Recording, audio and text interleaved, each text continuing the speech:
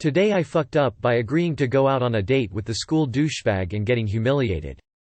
I am a 17 male, and the douchebag who we'll call Daniel is also 17. For some history context, I go to a small school. It's a small school but we live in a city. My class has around 230 people in it, so everyone knows everyone. As you can see, we're both males. I am a gay guy. I haven't had much relationship experience due to being scared of rejection. Everyone in my school knows I'm gay. I get made fun of, but it's something I've gotten used to. There are other gay people in my school, of course, but none of them are my type and I don't really hang out with them. This boils down to about a week ago. There's this guy, Daniel. He's friends with the group of kids who are assholes and peaked in middle school, freshman year. I know this was a red flag, but up until now Daniel was kind to me. And I'm not an exactly terrible-looking dude. When he asked me out to a dinner I was shocked, I will admit. Daniel is the school douche. He isn't exactly liked, but his family is prevalent and his mom is close friends with the mayor or something, and people mainly like him because he's rich. Neither of us present as gay. I mean, if you could call it presenting, but it was even more of a shock for me because Daniel didn't give any hints at all and I thought he was bisexual when he asked me. This boils down to yesterday night. Day before Valentine's Day, we had agreed to a local diner to get some dinner for a small date. When I had arrived at the diner he said he was gonna be a little late. I was fine with that and took a picture of the booth I was in.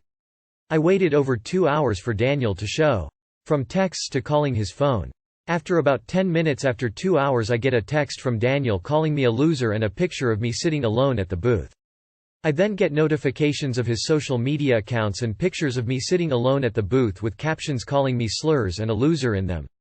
To make a long story short, I went home and cried and gathered the courage to post here. Too long did not read. Known asshole from school asks me on a date and stands me up. If it makes you feel any better, think about it this way. Despite his record, and how most people see him, you were willing to give Daniel a shot. You saw the good where there was none, and with kindness in your heart, went for it. You're a good person to know he's the school douche, and still be willing to try. Also, you wasted 2 hours to know that he was, indeed, a total douchebag loser. They wasted 2 hours of their life because they wanted to make fun of someone. One of these is a lot sadder, and indicates a complete lack of anything interesting going on in their lives. They have to go around tricking people into giving them an honest chance, just because they have nothing better to do. End of the day, there's better people out there. Be proud that you're one of them. This was so cruel and I am sorry that this happened to you. I'll never understand why people do things like this and can't seem to let others exist and be happy. Thank you. Next, this guy, and don't let this hurt you. In the future, wait no more than 30 million. If they don't show, leave. No matter what the excuse is.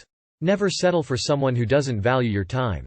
I'd flip the script on him on social media.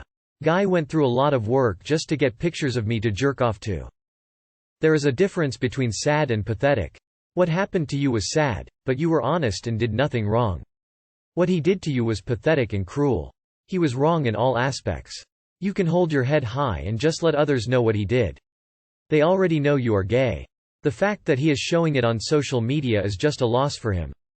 Someone is going to find his post later in life and he's going to regret the hell out of it.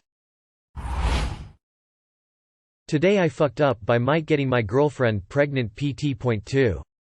So in a post I posted yesterday I had explained, 15 meters, did the deed with my 14F girlfriend, and the week later she bleeds one day, and the next she stops. She took a pregnancy test and turned out she was pregnant. At first she was so sure it was mine. We were planning for an open adoption. As any worried fuck up would do, I went to Reddit and told them my story asking what should I do. I followed what some had say and told my parents. Today I learned that I am not the father, and she knows who the actual father is. She's going to take the abortion pill, as she's only 3 weeks into this pregnancy and going on birth control. Link to my original post, TLR, the baby is not mine. I don't truly know how I feel about this, but I do. However, I'm worried about the punishment my parents have awaiting for me, but I know that I need to face my consequences. Also, you might want to think about a new girlfriend who is not cheating on you. Get tested for sexually transmitted infections. The punishment from your parents will be nowhere near as bad as the following 18 years, if it was yours and she decided to keep it. You dodged a bullet. Accept your parents' advice and move on. Lesson learned. Congrats. Now please go buy condoms from your allowance. For many condoms have the added benefit of being able to last longer. What kind of 14-yo has several people potentially getting them knocked up? What the hell? Today I fucked up by giving the whole office Valentine's Day candy and having someone read too much into it. Mandatory not today but a few Valentine's days ago. So it's Valentine's Day. I am a grown happily married man with a wife and kids, and my kids put together Valentine's Day candy and cards for their school. I figure that it might not be a bad idea for me to hand out Valentine's Day candy at work. I go to the store and I get my tried and true favorite, about 30 packages of those Sweethearts boxes of chalk-flavored Valentine's Day candy and label one for each of my coworkers in the office. I swing by each desk, "Happy Valentine's Day," and hand them out. Guy, girl, young, old, doesn't matter. I thought it was clear I was giving them to everyone.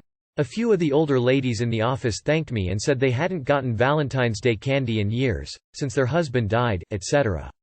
Well, a few hours later, one of the women about my age I handed candy to stopped me in the hallway to tell me that she was glad I got her candy and let her know how I felt, because she has always had a huge crush on me but never had the courage to say anything.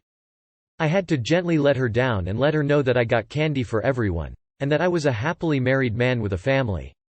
She immediately left the office and didn't come back until the next day. We joke about it and are okay now, but that was painfully awkward. Too long did not read. Thought it would be a good idea to give everyone in the office Valentine's Day candy. Someone in the office thought I was into them and confessed their feelings for me, a happily married man. I am going to give candy to every single person I work with and see if this happens to me. Should have gone all in for every themed holiday to let it be known you do this all the time.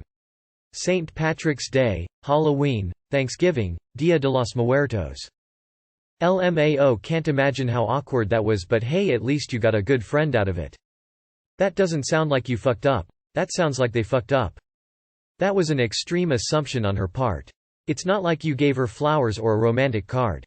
And I assume she knew you were married. Her feelings for you were strong. Today I fucked up by making my dad cry.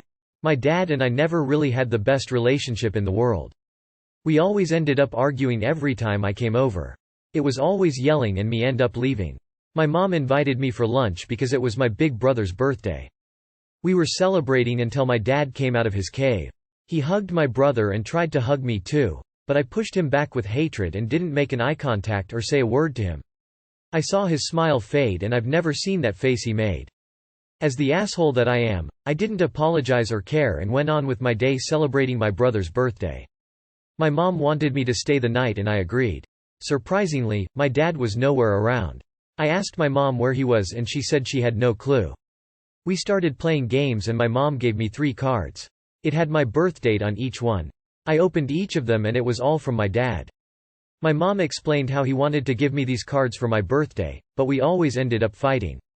I wanted to find my dad and talk to him but I couldn't find him anywhere. I came out of the house and went to the little shed. The lights were on and there was this little window I could peek on. And there it is. My dad was crying. I've never seen him cry before.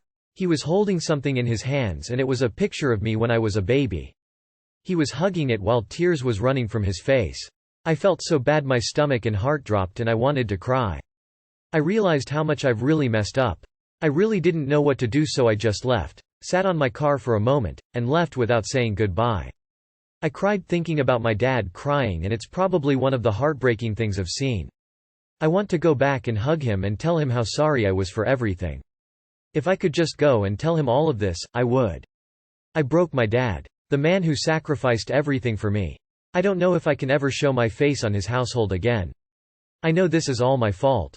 If I just showed him respect, none of this would have happened. Too long did not read. Made my dad cry because I pushed him back when he tried to hug me. Dude, why are you even wasting time writing on here? Get your ass back in the car and go give that man a hug. How did it ever get to this point? That you're even willing to use words like hatred in reference to him? How can it be that you're willing to literally hate him for years, and then want to go hug him because you feel so bad about the past?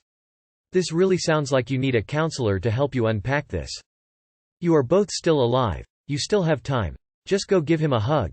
You probably don't have to say a dang thing. I want to go back and hug him and tell him how sorry I was for everything. This is a goal that is very much achievable. We believe in you. My little sister and I got into an argument. She was overseas in the military. At the end of our last conversation I said, "I love you." She said she hated me. Then a month or two later she was killed by an IED. I know she didn't hate me, but it still hurts that's the last thing that was said. Point is, your dad loves you and you both are still alive. Don't wait to make up for it. Personally, if it was me, I'd show up tomorrow with a big hug and ask to talk. It's not too late op.